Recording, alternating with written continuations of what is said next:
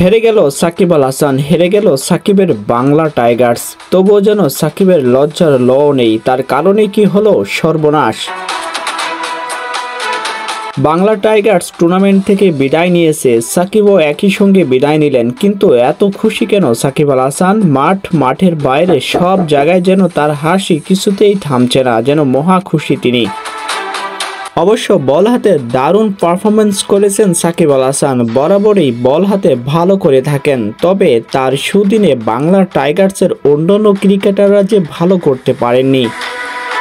বাংলাদেশের হয়ে টি-20 world cup কিংবা ওডিআই বিশ্বকাপও সাকিব আল হাসান ম্যাচ হেরে এভাবে হেসেছিলেন, সেটা নিয়েও অনেকে প্রশ্ন তুলেছিলেন দেশের হয়ে নিবেদনের প্রতি।